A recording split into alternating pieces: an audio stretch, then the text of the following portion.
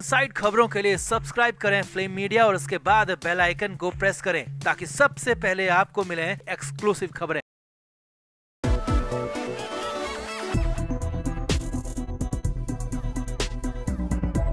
महाराष्ट्र में बड़ी सियासी हलचल मच गई है क्योंकि मुंबई में जो सुबह सुबह हुआ है वो हैरानी से भी परे है, वो किसी कल्पना से परे है क्योंकि अचानक रातों रात यहां बहुत कुछ बदल गया है महाराष्ट्र की सियासत में। क्योंकि सबसे बड़ी खबर यही है कि उद्धव ठाकरे अचानक सुबह सुबह देवेंद्र फडणवीस से मिलने पहुंचे हैं। जी हाँ, मीडिया रिपोर्ट्स में सूत्रों के हवाले से यही खबरें और सूत्रों के मुताबिक मुलाकात में हाथ पैर जोड़ने तक की बात कही जा रही है, जिससे कि महाराष्ट्र की सियासत में नया ट्विस्ट आ गया। तो क्या हुआ रातों रात ऐसा कि सुबह सुबह अचानक फडणवीस से मिलने पहुंच गए उद्धव ठाकरे?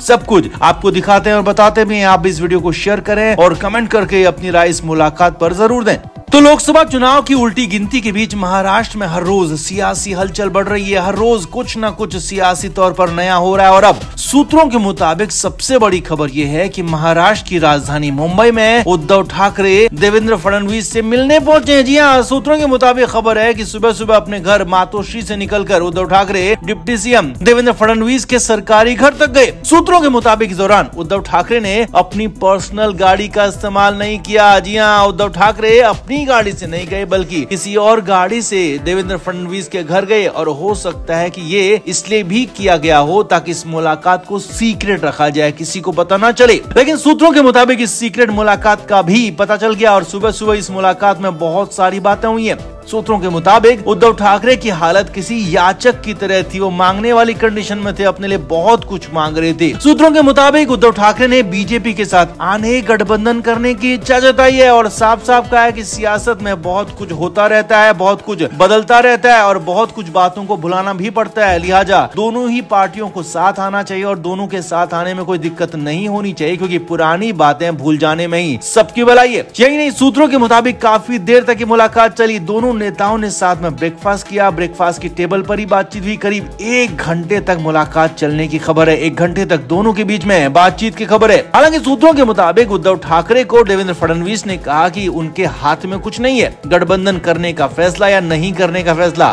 दिल्ली से हाईकमान लेता और इस मामले पर भी दिल्ली से हाईकमान का ही फैसला सर्वोपरि होगा। यानी कि एक तरह से देवेंद्र फडणवीस ने मामला पूरी तरह से दिल्ली पर टाल दिया। असल में ये पूरी कहानी तब शुरू हुई जब मुंबई के गेटवे ऑफ इंडिया पर हुए कार्यक्रम में देवेंद्र फडणवीस ने बहुत बड़ा बयान दिया था और तब उद्धव ठाकरे को लेकर फडणवीस से सवाल किया गया तो डिप्टी सीएम फडणवीस ने कहा कि उद्धव ठाकरे से अब गठबंधन किसी भी हालत में नहीं हो सकता क्योंकि उन्होंने हमारा दिल दुखाया। ऐसी ऐसी बातें कही हैं कि जो माफी के लायक नहीं है, उन्हें माफ नहीं किया जा सकता। उन्होंने दिल को चुभने वाली बातें कही हैं।